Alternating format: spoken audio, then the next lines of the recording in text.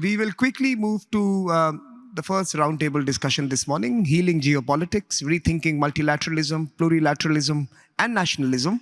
It's a nice segue from this morning conversation into a more broader global conversation around institutions, around ideas, around new actors, new leadership, new energy to revitalize connectivity, globalization, and engagement. Something that those who first built this order in 1945 no longer seem to be interested in.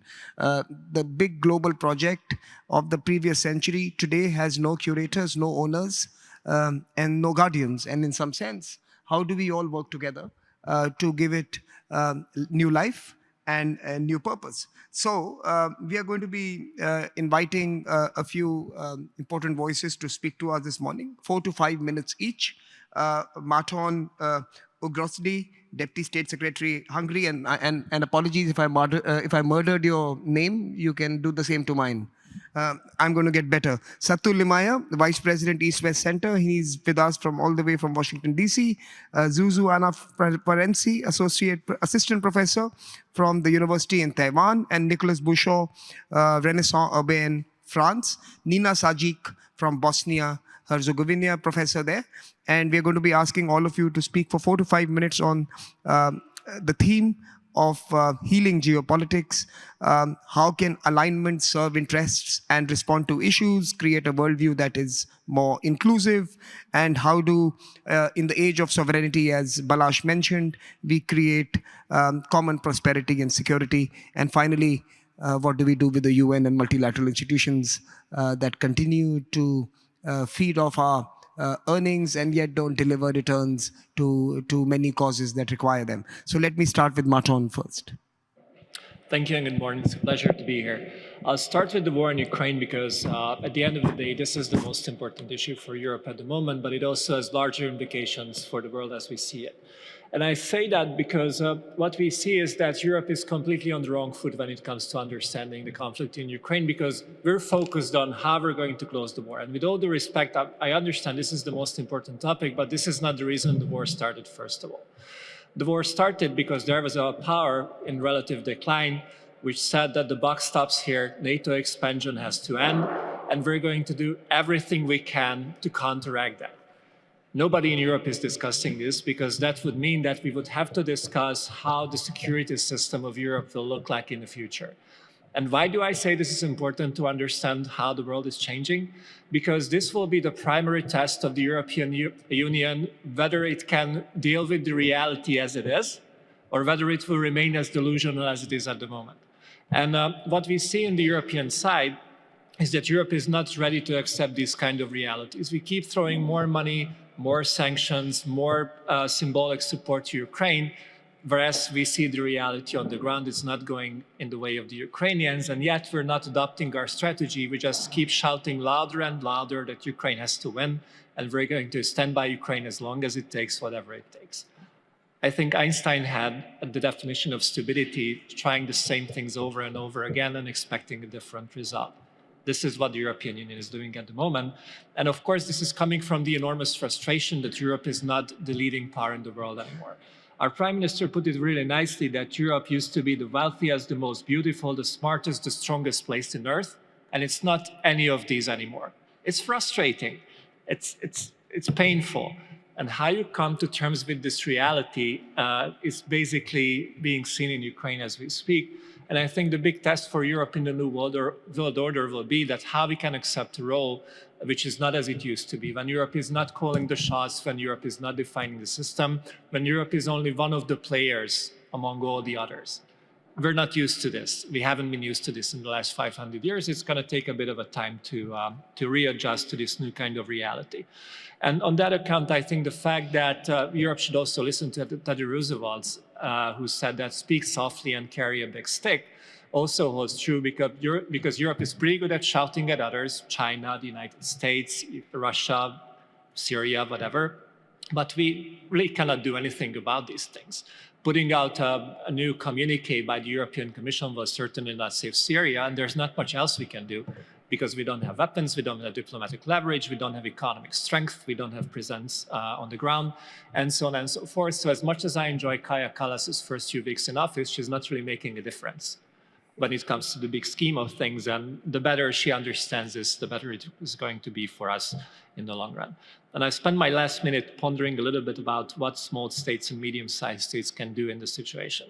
I'm reading a book by a former Singaporean diplomat who said that if small states find themselves in a situation when they have to choose between two great powers, they messed up the long time ago, because you don't want to end up in a situation like that. So the role of diplomacy, the role of grand strategy in these countries should focus on how you avoid these kind of binary choices. And this is what Hungary is trying to do with the strategy of connectivity. This is why we're talking to all possible partners. This is why we're so grateful that you traveled all this long way to be with us today. And we're ready to continue this constructive, open, frank, and honest conversation with all of you. We might disagree on certain things. That's natural. We come from different countries. We don't want to convince you to heed to the Hungarian way of life, because all of us are different.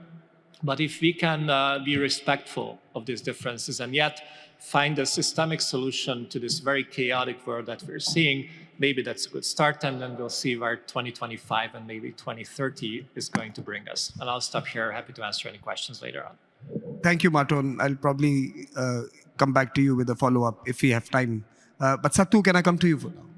Good morning, everyone, and thank you, Samir, and the Hungarian Institute for International Affairs for this invitation. Let me use my 4 minutes to make 3 points. First, historically, the United States has been simultaneously indispensable and reluctant multilateralist and internationalist. In that fundamental DNA, our country has not changed. What has been the reluctance part? The indispensability part comes partly from the situation of world affairs at the end of 1945 and the rise of American power. The reluctance comes from sovereignty and the impingement on sovereignty, on the functioning of the international and multilateral system, and on the outcomes that multilateralism and internationalism has produced.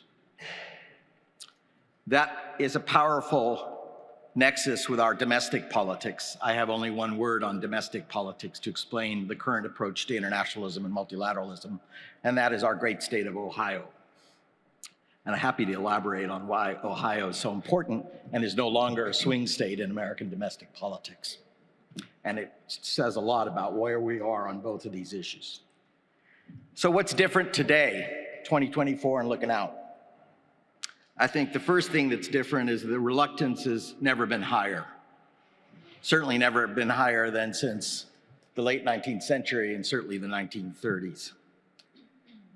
However, this high reluctance is matched by incredibly important criticality or indispensability to the system, as I've just heard all morning.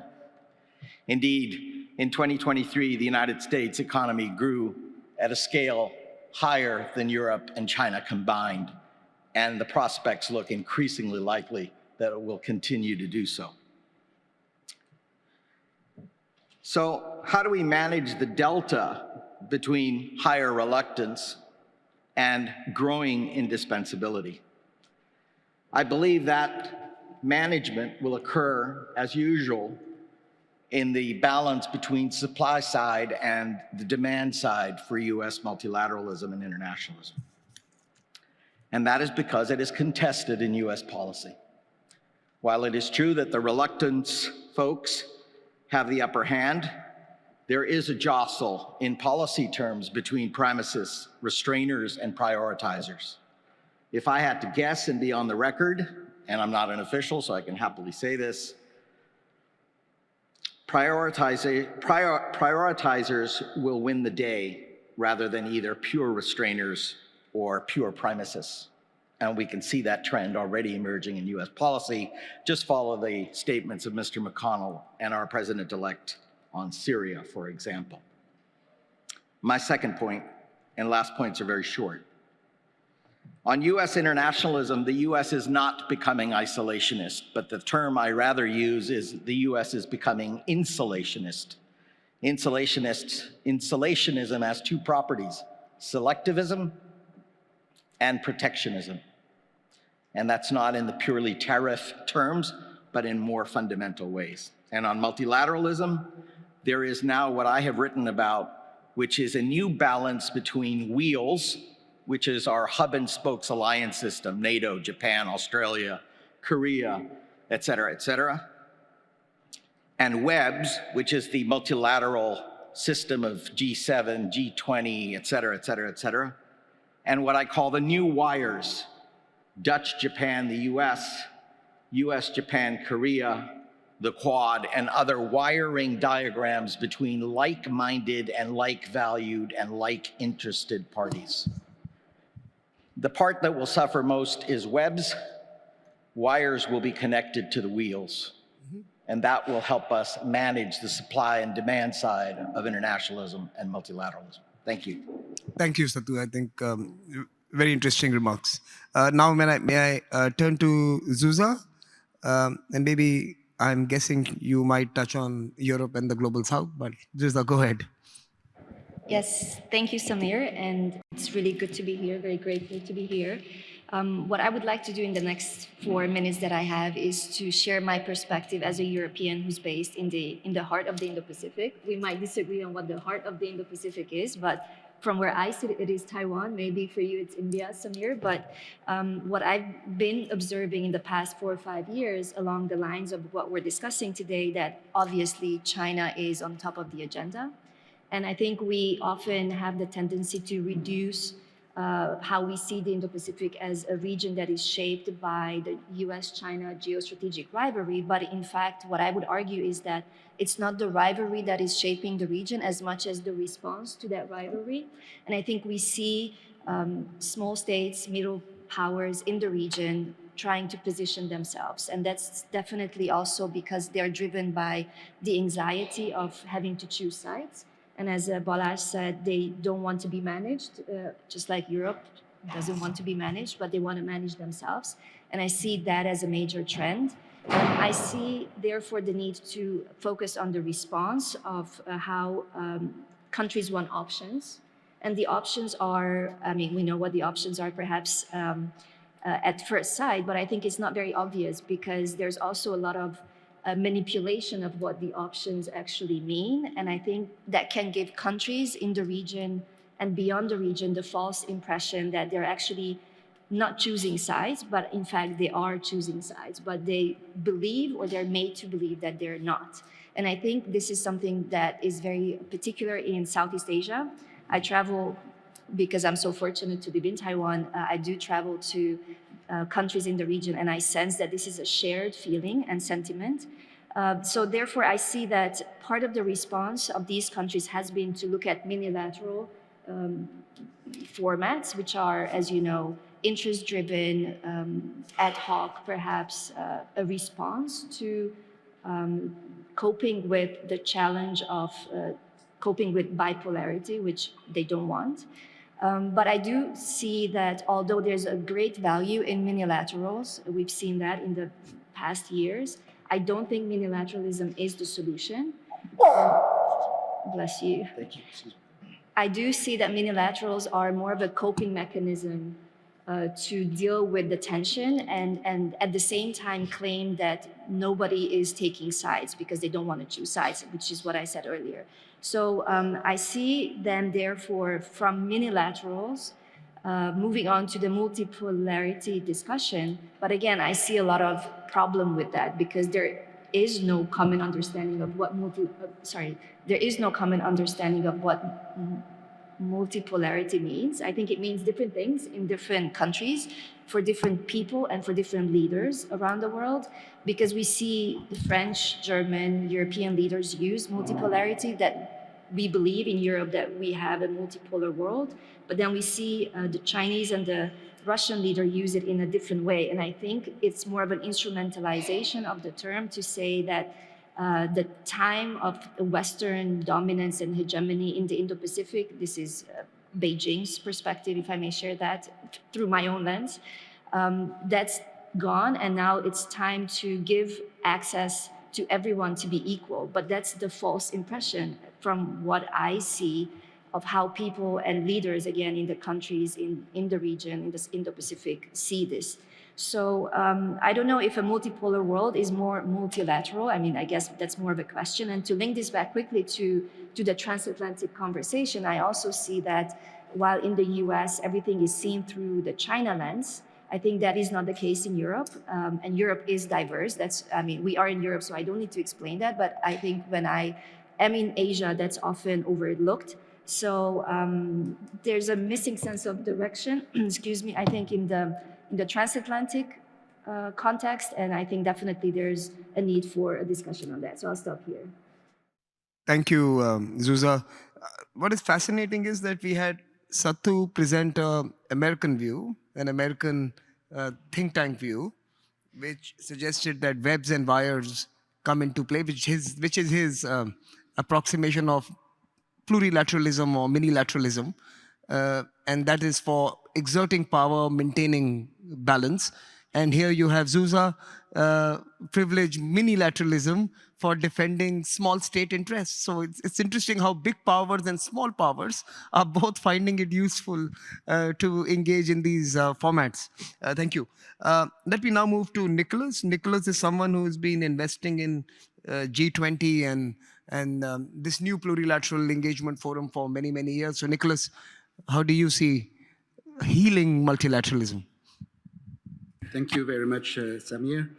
It's really nice to be here today, and I liked very much the idea of healing geopolitics, because it's quite obvious that the current situation is not very much an easy one, and as long as we around this table are traveling here and there, we can see that levels of distrust, levels of divergence, level of uncertainties, level of how do we not together reinforce our capabilities to address a number of common challenges, just as regarding climate or regarding the future of growth or development, are rising. And the question here I would like to share is how much we can work better together, while we also understand that, to quote our colleagues from Hungary, we are in a time of era of sovereignty, or these kind of issues are rising on the table. Then a point immediately arises about what is the role, or what can be the role of think tanks, right? How can think tanks play a better role as stakeholders or as leaders of the track 2 or track 1.5 diplomacy, not just as observers and analysts and commentators of global affairs, but as drivers of solutions. So I think it's very key that these kind of arenas of dialogue are not only maintained, but continue to develop, because it's quite obvious also that there are a number of disagreements or misunderstandings which are rising.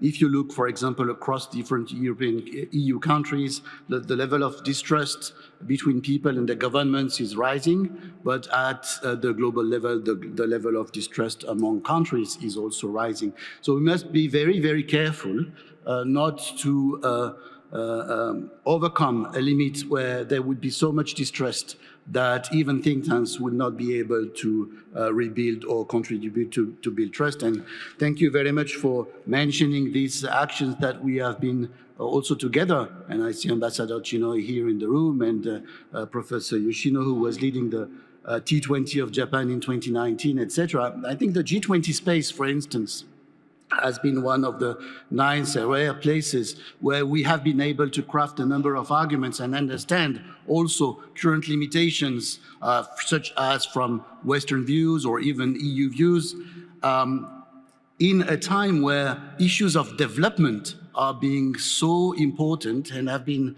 generally largely overlooked by Western countries. And while you were asking about how to heal geopolitics and these outcomes on 2024, I would like very briefly to share two comments. For sure, at the level of the EU, 24 has not been a very good year, but maybe let's stay optimistic. It's probably also linked with the fact that there were elections, there was the end of a commission, there was a lot of uncertainties, there is a new commission, and even though that does not mean everything will be solved, maybe there will be more consistency, more coherence, and less, I would say, hypocrisy to address a number of very important global and multilateral issues. Then the second point is about 2025. How to make the best use of 2025 in the sense that this will be the last presidency of a major emerging economy after Indonesia, India, Brazil, this year South Africa, to be chairing the G20. And how can we reap the benefits of what has been learned in terms of doing politics and policy making globally in a different way. And I will stop here, but now if you look at the OECD, who is seeking to completely rebuild its relation with the so-called Global South, or if you look at the outcomes of the last COP in Baku and what is expected with the COP in Brazil, if you look at what is on the table for the development conference, Development Finance Conference and World Social Summit, it's very much obvious that if we could focus on areas of development, including about trade, including about ways to deal with current disagreements in global geopolitics, that might be a win-win situation for all. And my plea would be, let's not overlook this opportunity. Otherwise, factors of divergence, tensions, and mistrust would probably be even stronger. Thank you very much. Thank you, Nicholas. Do talk to him if you're interested in the G20 process. He's invested a lot into it. And by the way, for those who are following the G20, we have a very curious year. With South Africa in charge, we are completing one full cycle of G20 presidencies. And guess who the South Africans are going to hand it over to? The Americans. And you couldn't have had two more stark positions on some of the geopolitical questions of our time, including the Middle East, than between those two actors. So it's interesting how they are able to overcome some of the political differences and continue to work towards sustainable development, climate action, and other trade and economic engagement facets of world affairs. So very interesting G20 presidency, just alert to everyone who's following this process. Let me now invite Nina Saji, professor from Bosnia, to speak to us. Thank you, dear Samir. Thank you to Institute of International Affairs for inviting me to this wonderful forum. I will try to stick to the 4-minute frame. So I believe that there is everybody we can observe here today is that there is a growing discontent with the status quo of global governance. And how do we fix that problem? I believe that one way to do that is, as our guest speaker Balazs said, is to fix first ourselves and then to fix global governance. Obviously, that means going back to the nation state making and sovereignty. Just recently, we had several examples of that resurgence of nationalism, if we can say, with the COVID-19 pandemic, where we, instead of having global action, we had more every man for himself philosophy.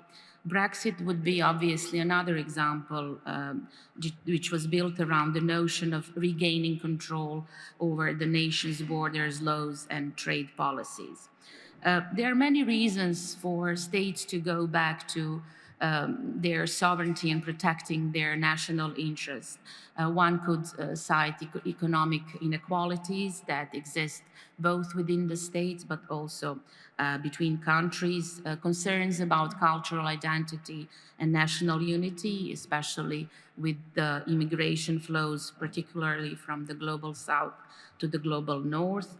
And then there is this overwhelming perception that supranational institutions, the EU being the one, is not capable of solving economic and other challenges effectively. We could, for example, quote the example of 2008 economic crisis.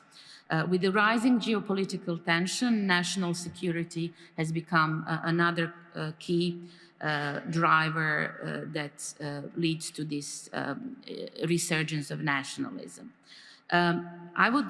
So this shift towards nationalism has become, or sovereignty has become, a rather global phenomenon. And since we are in Hungary, and Hungary is taking over the presidency of the EU, I would just like to briefly touch upon the EU.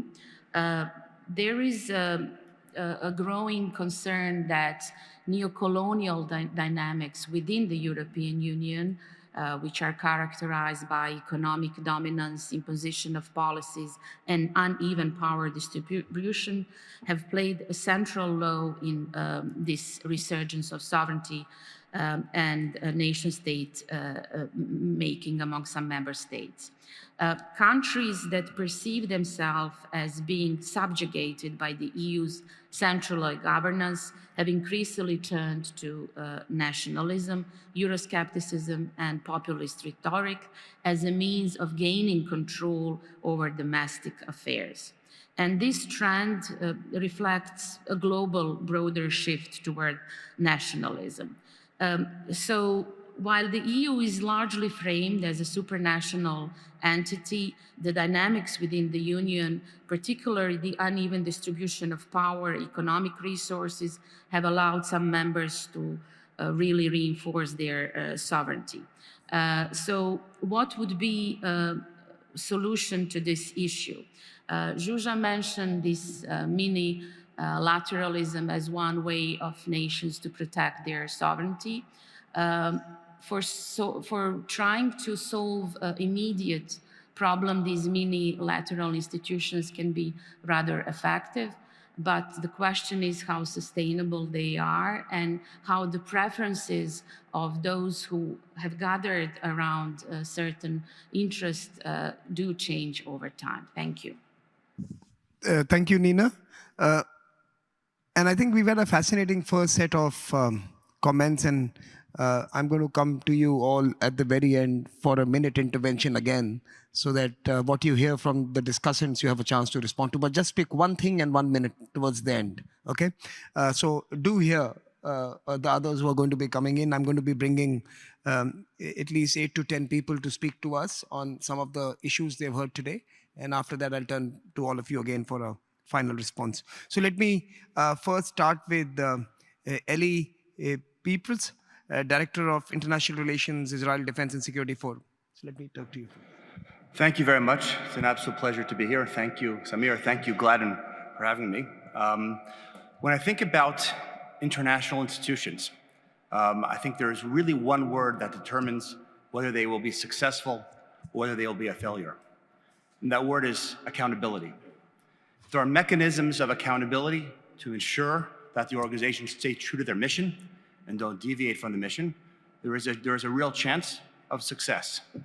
Unfortunately, too often, when we look at international institutions, we find that as they grow and as they develop over time, they start deviating further and further from their goals, and very often they come to actually harm. They don't become benign, but they actually harm the goals they were initially established to achieve. And I'll give a couple of examples that Israel has experienced since October 7th. We look at immediately after October 7th, and we look at a different agencies such as the Red Cross, which treated Israel's hostages differently than any other hostage, did not make an effort to see them, to check on their well-being.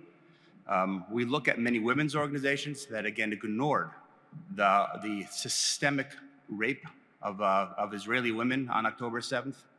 And then we look at other big UN organizations. UNRWA, an organization set up to take care of and to maintain Palestinian refugees ended up becoming so vacuous that it got taken over by Hamas and has created much damage both to Israel as well as to Palestinians. We look to the north, Israel's fighting a war with Hezbollah.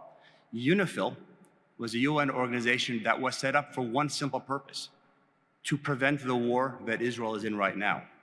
And the fact that on October 8th, Hezbollah attacked Israel is a complete indictment on UNIFIL. That it was the fact that they were able to do that shows that they were completely ineffective. And what has happened is that both UNRWA and UNIFIL has not only damaged Israel, but UNRWA has damaged the Palestinians, UNIFIL has damaged southern Lebanon. And all of those, what I would say is because there was no real mechanism to enforce, make sure that they would stay true to their missions, they ended up causing tremendous damage. Ultimately, what we need in order to be successful is to have a healthy dose of, healthy nationalism. And I would just re-emphasize what Balázs said earlier. I think the ideas of identity in Israel, we understand that in order to fight our war, we have to have a healthy source of identity. Modernization, we rely too much on modernization, but we need to merge modernization with how we need to be running our country, defense, connectivity. These are all key, but you need to have accountability on top of that to keep everything safe. Thank you. Can I request Ata Moini? Hello, and thank you for inviting me, Gladden and Samir. And it's an honor to be here. The way that I'm thinking about these issues is really kind of to reflect on what Balázs said, which is we are in the midst of a great transition. The world that we saw in post-World War II is coming to an end. And yet we see a constant insistence on the rules of the past wanting to be applied to this future 21st century world. I think the age of multilateralism is actually coming to an end. I think we have to think differently. We have to think in terms of interest-based thinking, yes, but in terms of less formalistic, less institutional ways. And one example for that is just what happened in Syria, for example, when you look at the way that the conflict was decided, it was decided between Russia, Turkey, Iran in Astana framework, which was not necessarily formal. So what we see is a move away from those kinds of UN-based multilateral, even minilateral arrangements. We are going to see ad hoc alliances, shifting alliances, people coming together for reasons of interest, national interest, yes, but mostly things and interests that change. But one of the bigger sort of picture, again, I want to take us to the bigger picture, is to think through why it is that we have moved really from that old order to this new order that's being shaped up. And that's mostly is the change in power structure. We are, the world that we thought through, the sort of the rise of the UN and the various institutions, they all happened under the condition of bipolarity, and then they were continued under unipolarity. That unipolarity is over. And I'm not going to say that we're moving towards a multipolar age, because I think that in itself kind of puts a zero-sum framing on the sort of global competition between one, 3 or maybe 4, but really 3 poles. And I think that's not necessarily what we need to focus on. It's a polycentric world, and it's far more civilizational. And I think if we focus on that and the focus on, move towards civilizational actors and civilizational states, that discussion of sovereignty itself can become much more premised on something that's real. For example, when we think about the Russia-Ukraine conflict, you're talking about sovereignty as well for Ukraine, and yet the sovereignty of Russia as a civilizational node is much different than the sovereignty of Ukraine. And we have to reflect that in the way that we think through our foreign policy analysis. And I'll just end on the last point that I want to make, which is we have suffered from what I call the globalist cognitive bias, which is we think of the world as this interconnected thing. And yet, conflict happens locally, we are in regional areas, and this recalibration towards regions is happening once more. So the powers within regions will decide the futures of their own region, and it depends mostly on a lot of civilization and civilizational nodes. And yet we have to understand that that is not anarchy. That is not going to be completely a lack of equilibrium. Actually, most of these regions had a balanced structure, had a much more natural balance and natural equilibrium that was distorted because of the events that led to World War II and then afterwards because of the primacy of one or two states. And I think moving away from that is better for the West, but it's also better for the quote-unquote global South, a term that I don't necessarily agree with, but just non-Western world in general. So. At this point, I always like to remind my dear friends in the global West and global North that the South countries call themselves the global South, so it doesn't matter whether you like it or not. It is a self-description, and you should live with that. But it is as ambiguous as everything else in the world. But you made some fascinating points, and I think we should discuss this more during the day. Civilization state, civilizational nodes, regional balance of power, and the disruptions that unipolarity, bipolarity had on the system. And perhaps we are reverting back to an old state, which might be more sustainable, but that's up for debates. That's a question I'm leaving here for all of us to engage with. But thank you, Arta, for very interesting comments. Let me move to Eleonora. Yeah, thank you so much for the invitation, first of all, and for all these insightful comments. Susa was saying how multipolarity is instrumentalized as a term, and its meaning and implications differ in different countries. I think this applies also to those institutions that are more diverse and with a lower level of institutionalization compared to the EU, for instance. I'm talking about very popular institutions nowadays like BRICS, for instance, or the Shanghai Cooperation Organization, which is an important security institution in the area I work on in Central Asia and in the post-Soviet region.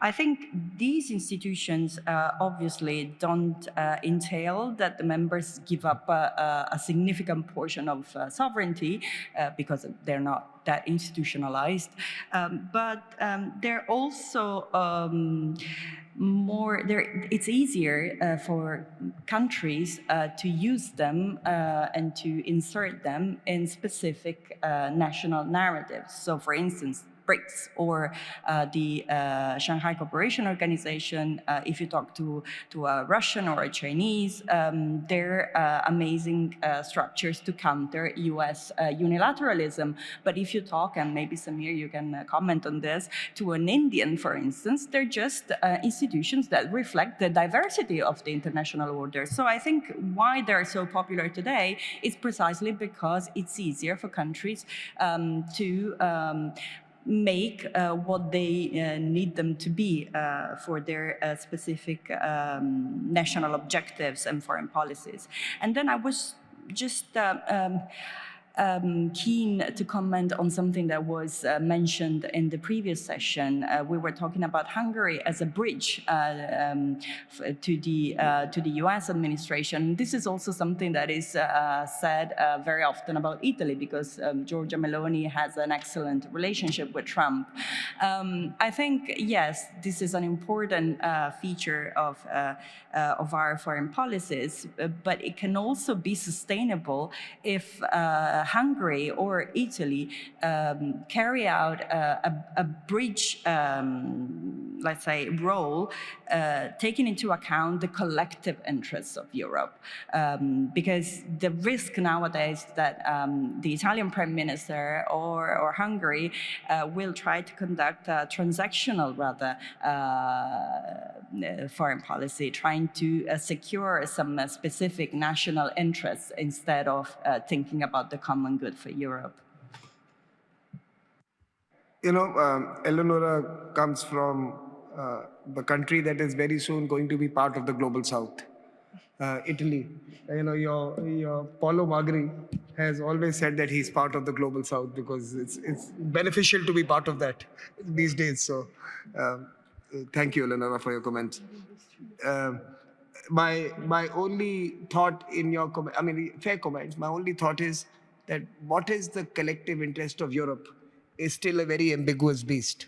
So countries working on national interest may actually be more precise than those who are trying to serve some ambiguous, amorphous European collective interest. And I think the elections recently in Europe tell us that Europe is far from being anywhere close to a European consensus that needs to be served. So I think that's again a debate that we should have during this day, that what is that European collective interest that we all need to serve. So I think that's an interesting point. Let me turn to Ramachandra Bairappa. So healing geopolitics and multipolarity, multilateralism is a very interesting idea, but it's far away from geopolitics. Geopolitics, unfortunately, is about blood and earth and raw interests. So I think from this point of view, 2025 will be the year of the Ottomans.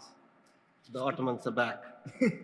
So since 2008, I've observed a pattern in Europe and South Asia and the Middle East, etc.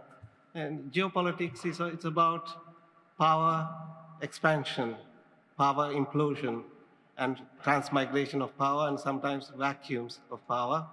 What we are observing since 2008 is that Europe is constantly under siege. 2008, it was a financial siege. And then we had 2015, migration siege.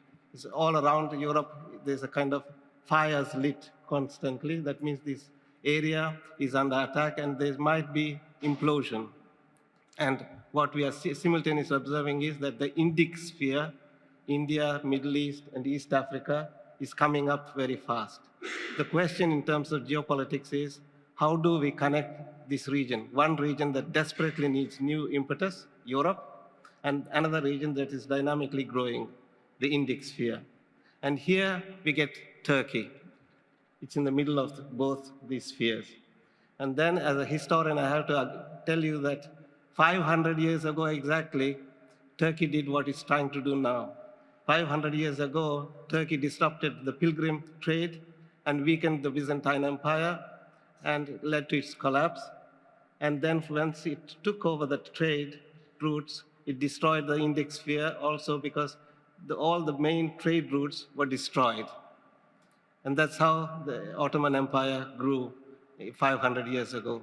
Now, after 500 years, we're going to back to the same situation. We have two regions that want to connect, and it's impossible because 500 years ago, when the Ottomans stopped the trade routes, land routes, Europeans tried to discover the new routes, and what did it lead to? It led to colonization and imperialism. And today, we are in the same situation structurally because we have the Indian sphere that is coming up, and Europe, they want to connect with this sphere because of decoupling with China, etc. And what do we see? We see Turkey taking position constantly. As Europe weakens, Turkey is growing stronger and stronger. And so I think what is going to happen is that now we're going to have new sets of colonial wars where I think for the same problem, Turkey will try to stop the trade routes from India, and those who want to build the trade routes will try to counterattack that position. For that is going to be the tensions, and now from 2025, we have the Ottomans back, and they're going to be real. Thank you, Ramachandra. Just to problematize that, perhaps there is something to be said about a new Turkish Indo-Pacific concord that might emerge, which actually could be something that leaders should be working on how do you build those Turkish bridge that connects Europe to Asia. Michael Reynolds. Yes, thank you. As a professor of Ottoman history, I'm thrilled to hear that the Ottomans are back because that promises a lot for my career. I am however, I'm an American by birth and citizenship. The areas in which I focus primarily my research and teaching are Turkey and the Middle East and Russia and Eurasia.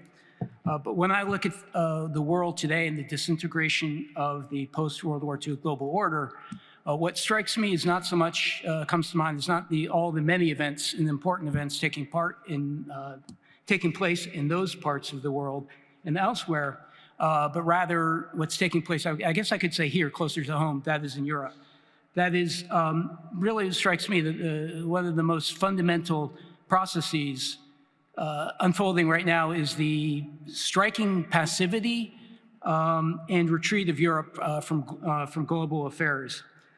Not only is Europe not projecting power around the world, and of course this is what shaped the world for the last 200 years, perhaps one could say 300 years, but it looks to me that European publics are not even in control of their own fate. Never have I seen, in my lifetime certainly, have I seen Europe so subordinated to the United States.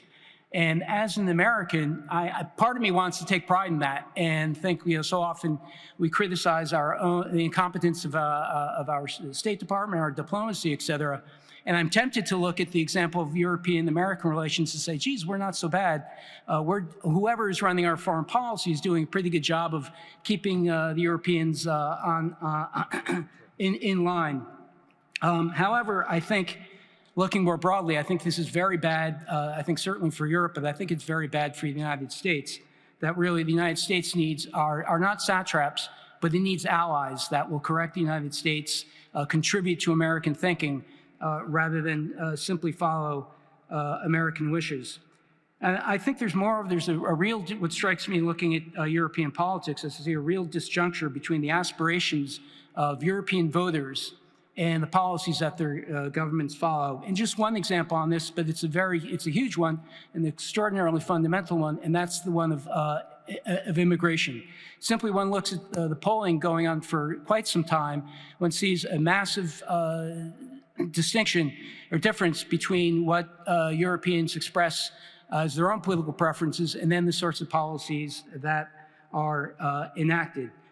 This can't go on. It's been going on for some time. It can't continue forever.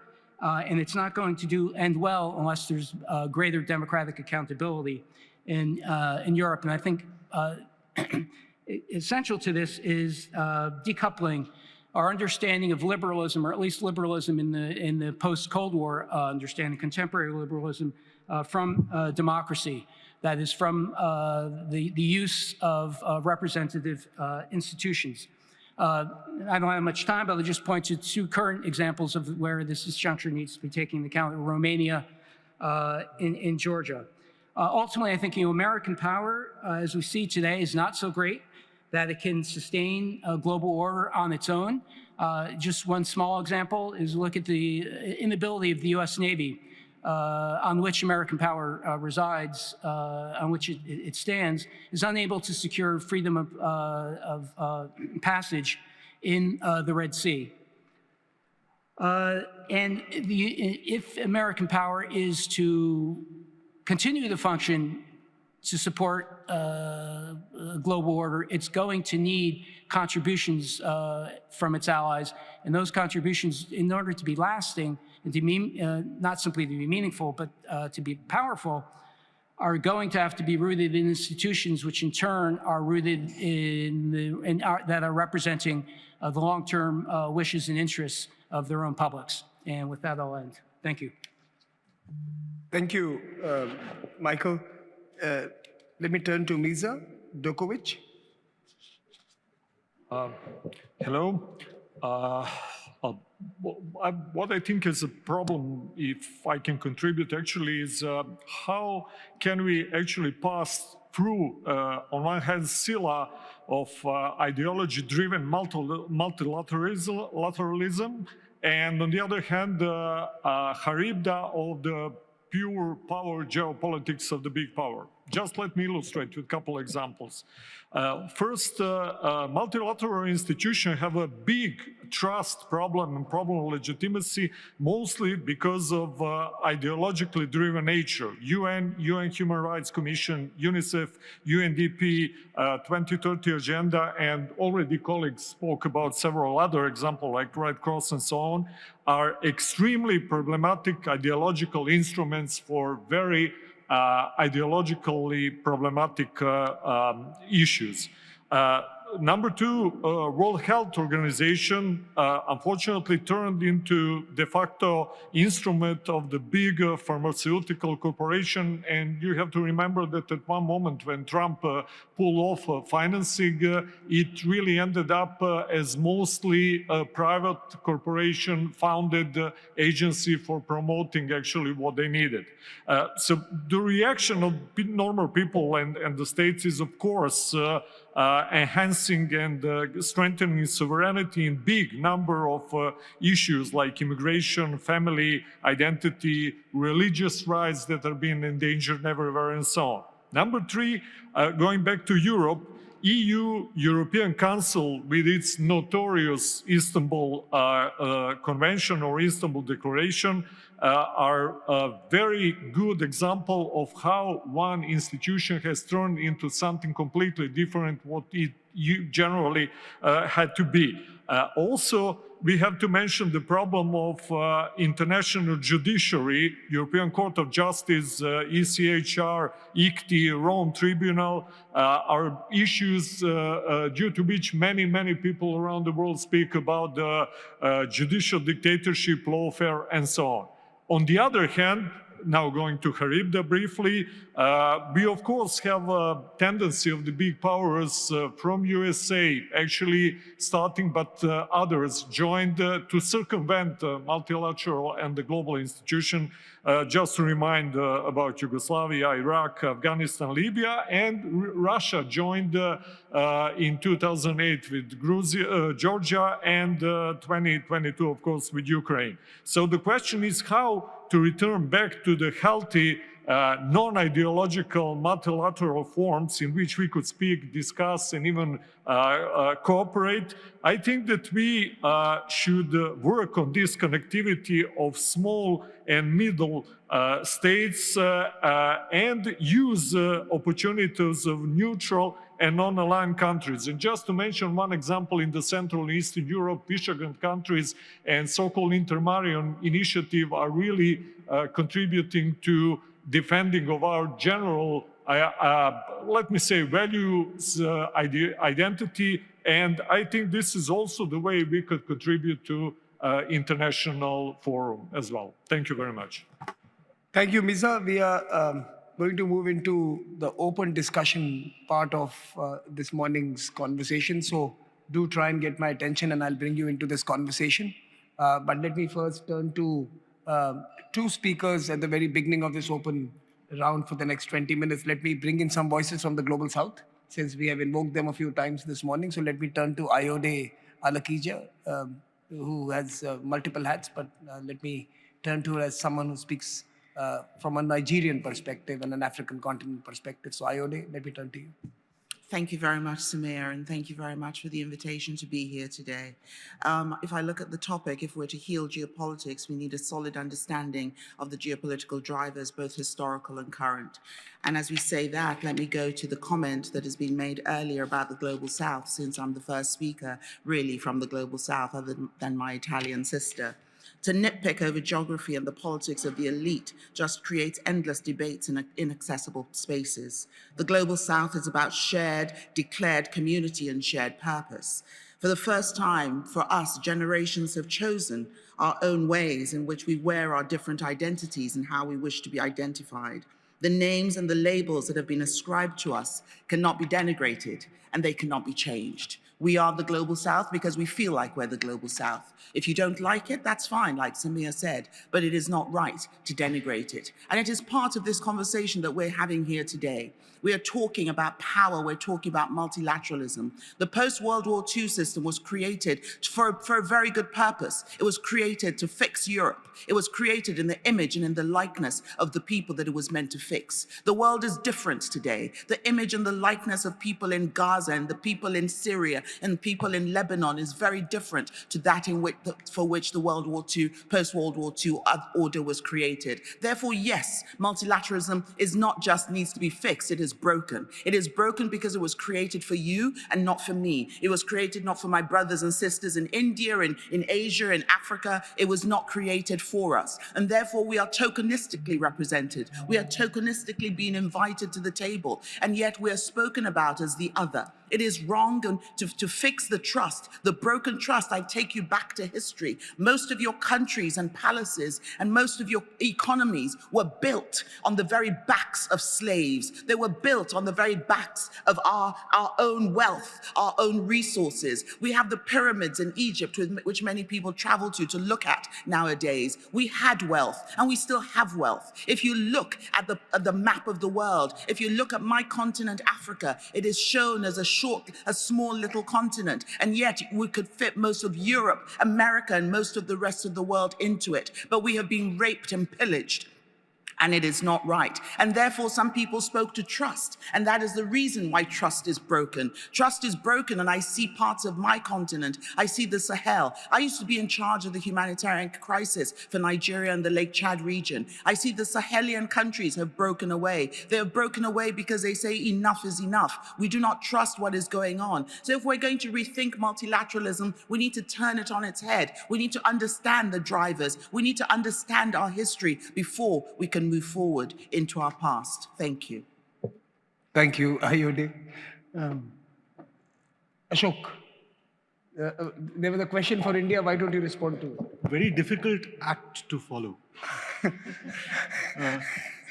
Hi, thank you, Samir. Thank you for inviting me here. Thank you to the Hungarian Institute of International Affairs and to ORF.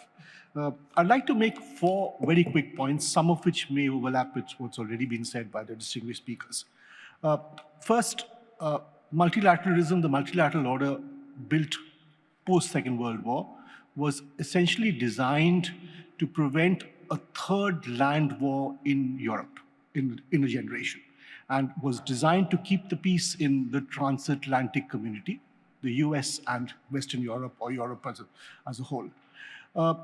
Today, it faces a geographical limitation, because if you look at the Indo-Pacific, which is an emerging arena of great power competition, and also in terms of the economy, much more important to the globe today than it has ever been, and certainly than Europe maybe in the rest of the century. If you look at the Indo-Pacific, if you look at Eurasia, a region that never goes away from diplomacy and the need for urgent diplomacy, and a region which is flanked by Hungary and India. If you look at West Asia or the Middle East, never far from our headlines, all of these regions require multilateralism of their own, not multilateralism as seen through a Western European or transatlantic prism. And that is the principal geographical limitation that is emerging from today's multilateralism, or the current multilateralism. There are various responses to it. Each of these is an imperfect response, but they are responses nevertheless. The Quad is one response. I dare say SCO is a response. You may not agree with it, but it's a response. The IMEC, the India Middle East Economic Corridor, is another response. Perhaps the resurgent Ottoman Empire is also a response. I don't know. Okay. There are also themes which impinge on international security today that simply did not exist in 1945. For example, some years ago, the Security Council couldn't discuss the pandemic because it couldn't wrap around its head that a pandemic of that nature was a security concern, because it wasn't a war, it wasn't bullets and guns, but it was a security concern. And increasingly, non-traditional and traditional security have an osmotic relationship. So if you look at the preparation you need for a pandemic and for a biological attack, they intersect enormously. So how can that not be a security concern? If you look at cybersecurity, the last place I'd discuss it is the UN Security Council. I'll discuss it with partner countries. I'll discuss it with the private sector. But our traditional multilateral security architecture is not alive to it, not equal to it. And then I'm not even getting into energy security. There was another layer of multilateralism added post-Cold War, which placed its bet on economic collectiveness, which would necessitate national or sovereign compromises. We saw this in Europe, we saw this in Asia, we saw this at the WTO. Today, in the age of resurgent nationalism, and in the recognition that some of those bets of the 90s did not pay off, there is another balance we need to reach. But first, we need to recognize that that balance is called for. It's urgent. It will define our century. That, again, is a question awaiting a genuine response. Finally, looking at 2025, this has been a pulsating decade. It would be great to write about it as a historian. I'm not sure how confident I am of living through it, but it's fun while it lasts. Okay, I would say balance of power, regional balance of power was mentioned by somebody, and I completely agree. That is something we need to look at much more closely than in many, many years. We need to mention that expression in conferences such as this one without seeing it as impolite. I'd add one more. It's twin. It's another phrase we have not heard for a long time because we tend not to recognize it. We think it's politically incorrect. It's sphere of influence. It's coming back.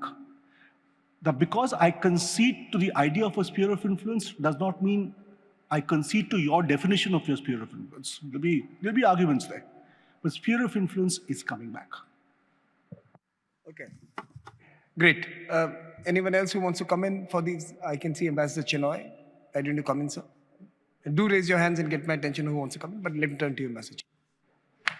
Thank you very much. Could I just speak a little to the aspects of rethinking multilateralism, pluralism, and nationalism? And I think the first thing that strikes me is the great definitional difficulty.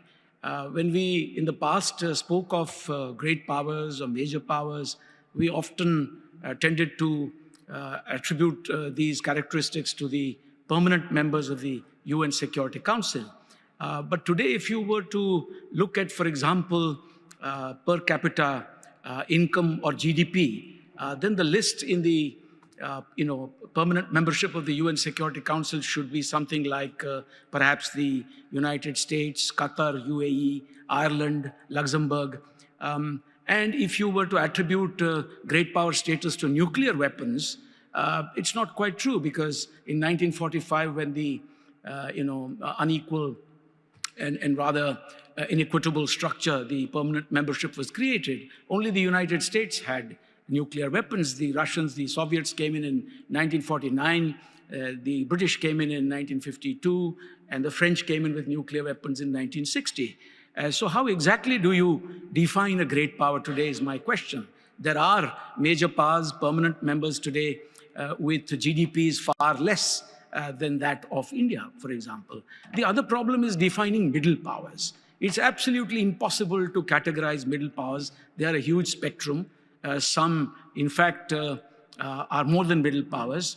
And you don't really have any structure, not even MICTA or any others, that gives you confidence that middle powers can work together. They are in multiple camps. And the last definitional issue is with the Global South. There is absolutely no criterion in place to define a Global South country. We have in the past had structures with secretariats. For example, the NAM at one point represented the third world or the developing countries, pejoratively called the third world during the Cold War. But it had a secretariat, and the president or chairman of NAM provided the funding. Similarly, in the G77, you had a secretariat provided by the UN, and there was funding coming in for member states. But the Global South has no such structure. It's very unlikely to have one.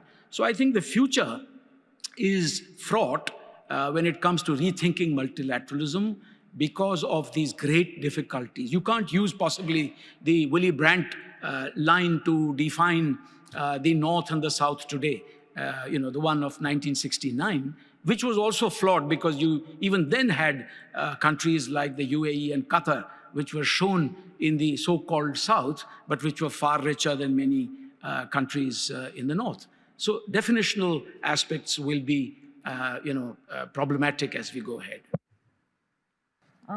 Short comment on my side because nobody mentioned that point so far.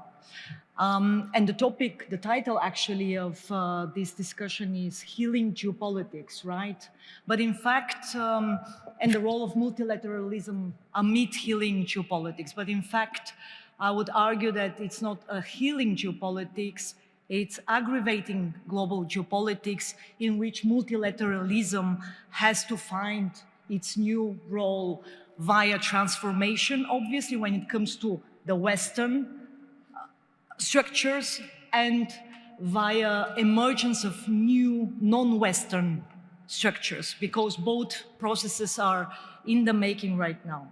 And why is it an aggravating global geopolitics? Well, some points were mentioned, but if we take a look at the data and the empirics, this is the year that witnessed the highest number of military conflicts and wars since the collapse of the Soviet Union and since the official end of the Cold War.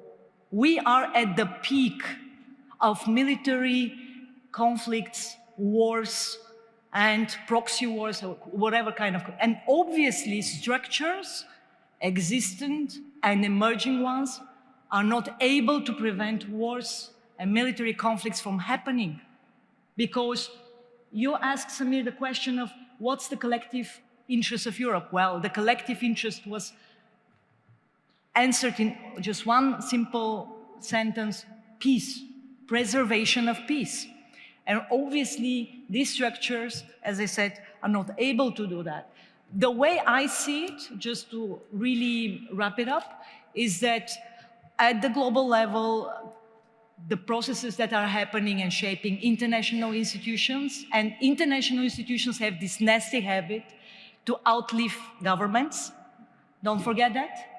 That they are undergoing transformation, but whether we like it or not, they're here to stay, because all systemic players, being United States or China or Russia or even India, are actually interested in preserving them in to some extent. At the same time, we have the counter phenomenon of regionalization and emerging integration with different kind of characteristics, non-Western characteristics, which is why otherwise you will not explain why, for instance, countries in Latin America, that means from the global south, are still very much looking into the opportunity of free trade agreements, as it is the case with the European Union, or why African countries want to have regional integration between themselves and with third partners, being India or, European Union. Thank you, Melina. Eric, can I come to you? We are all realizing that we will move into a multipolar world. We can discuss the definitions up and down, but for sure no nation will be able to dominate the world in the sense that the United Kingdom or France did in the 19th century or the United States did in the 20th century. China, US, India, Europe, but you add Russia, Turkey, Indonesia, so many powers will have their say. So what is the answer to this will make a much fairer world, a much greener world, but it has the potential to make a more unstable world. And that's what we need to address. And we need simply to move towards a rules-based global order. The problem with that concept is that up to now, when the West has spoken about a rules-based order, we have meant some rules for us and some very different rules for the rest. A few examples. Sovereignty for Ukraine is very important, but so is sovereignty for Palestine. Terrorism is bad, but terrorism is bad both when it attacks the West and when it's bothering India. And India has a huge number of issues of tourists speaking about India, and there's not really a great interest on that matter in the West. Trade is good, but trade is also good when China is able to compete. When China was not able to compete, all the Western nations embraced free trade, but from the one day when China can compete, well, we don't want free trade any longer. And maybe the most important example of all, the United States of America has been involved in 80 regime change operations in other nations over the last decades. China is not doing that. India is not doing that. Brazil, Indonesia, no nation in the global south is involved in that. Yes, Russia is. It's the United States and Russia. So what is the answer to this? We need to work about a global rules-based order with the same rules. We support the sovereignty of all nations. We are opposed to terrorism, whoever terrorists attack. We defend free trade, also when it's complicated. And of course, we set the rule that no nation have the competence to have a horse in the race in every other nation.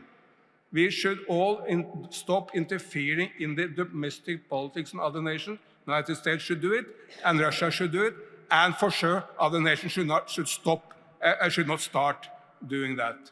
This is not easy, very complicated, but I think the direction of a rules-based global order with the same rules for everyone, the intervention from Africa also hinted very much to that. That's the way forward. Thank you, Eric. We are now going to close this session with going back to our original interventionists. A minute each, like I said. And then we have some housekeeping announcements. I think, let me start with you, Max. Yeah.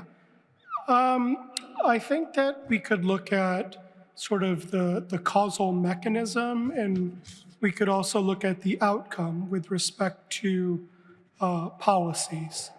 I think that you'll be pleased with the most important aspect, which is the actual outcome. I do think that the mechanism is different than the one that you're describing. Let me explain what I'm talking about. So to a large extent, Trump gained popularity as a sort of a negative response to the neocons. The U.S. was seen as being hyper-interventionist, intervening in the internal affairs of other countries, most vividly with the Iraq War, but also with Libya, also with Syria, and on and on. There's a growing perception among Americans that these kinds of wars don't serve Americans. And this has been a big part of the America First movement. So I think that you're going to be sort of pleased with the outcome, with the outcome, with the future direction. It doesn't have to do with recommitment to a so-called rules-based order. Thank you. Macho? I very much like the last two interventions about the rules-based order, because these rules remind me of one of my favorite novels, Animal Farm, where you have a passage saying that all animals are equal, but some animals are more equal than others. And I sense this enormous frustration in this room as well, that you're meant to have rules, we're meant to have a world system, but somehow that world system seems to be tilted in a certain direction. And that's not a surprise because, as it was mentioned earlier, it was designed in the wake at the end of the Second World War, where it was unquestionable that who was leading that system and what kind of institutions they would like to build to preserve this kind of a leading role that they have.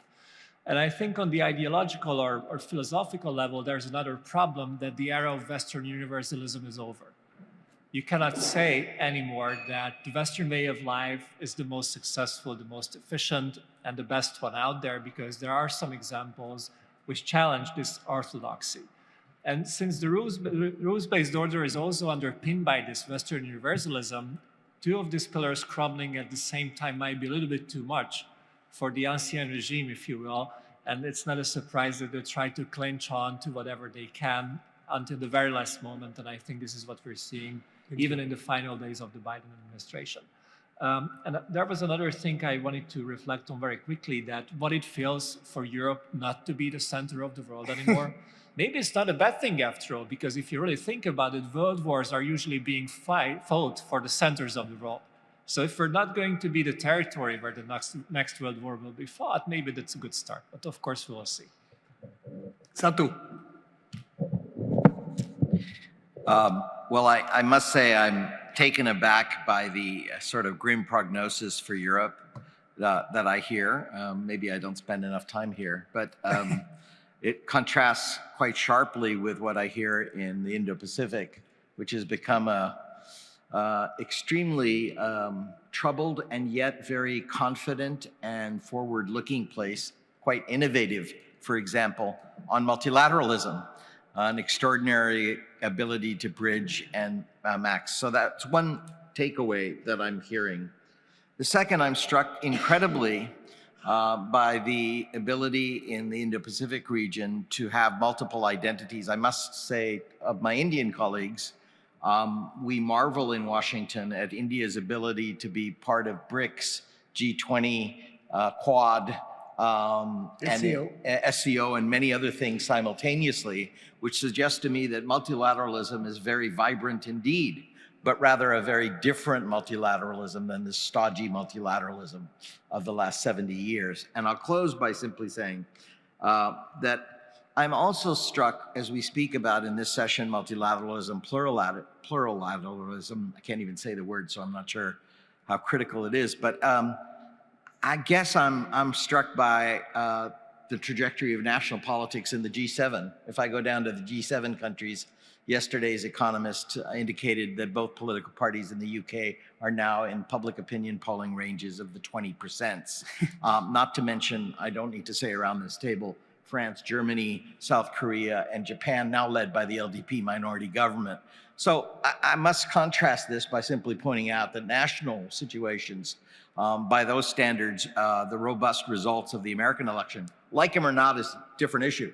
But simply the clarity of the outcome is quite stunning to me. Thank you very much. Zuza. Thank you.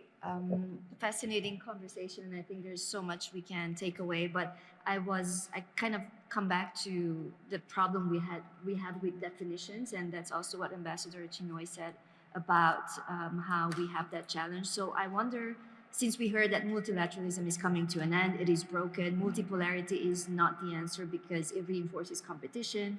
Minilaterals probably only bring temporary solutions.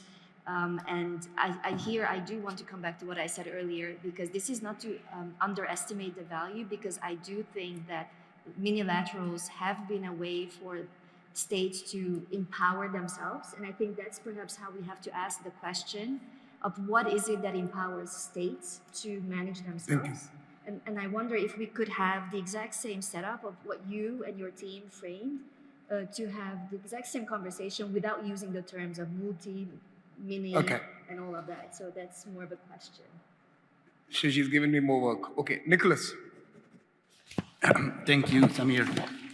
First, as European, I would say that at the moment, both the EU, Europe, and Russia are losing a lot from the continuation of the war in Ukraine, and that should be addressed. It's impossible to continue with this, and I would very much agree with what a number of colleagues have said about the strange alignment of Europe on just transatlantic positions at the moment. That's very weird, and probably it has to be addressed also in the coming months and in 2025. The second point is, I remember last year, Samir, at a conference in Egypt, in Cairo, with our colleague from the Egyptian Center for Economic Studies, where you said, well, Western countries have built, largely built international institutions that somehow now they are failing to address those, right? And it's the time for the Global South or India or a number of emerging countries to take the lead. I think I was not agreeing very much with you at the moment because we were just out of a wonderful exercise of multilateralism led by the G20 of India. But somehow I feel it's very much right also because there's incredible energy, knowledge, and different kinds of approaches to multilateralism in international relations, which we are not using enough. But my only point would be then probably part of the future resides also in the ability of India and China to talk together in addressing a number of such challenges. Thank you very much. And the final word to Nina. Thank you. I'll try to be very brief. There are two things that I would like to comment on. One being the Ottomans are back. As a Serb coming from Bosnia and Herzegovina, I have to tell you that we have been warning this for the past 10 years, but nobody was hearing us. And I'm glad that finally in this room I can hear this. In the meantime, while we were complaining that Ottomans are back, the Ottomans did come back in the Balkans, and somehow this space that was left between the European Union, the USA, the Russia, whatever, China has been taken over mostly by the Ottomans. And somehow we have become sort of a friend, whatever that friendship means. So I'm happy that there is somebody also thinking that Ottomans are back. And just the last comment to the creating the general rules that apply to all the nations. I think that in order to have that, we need to get away from the Eurocentric approach, because most of these organizations, including the UN, were based, although Europe is not a power, were based on what we would call the European values. And this is something that we will have a chance to discuss in the next We have a session on that. Thank you. Thank you, Nina. So first of all, just two things to do as we close. One, please join me in applauding the wonderful discussion from all our speakers this morning. Thank you so much.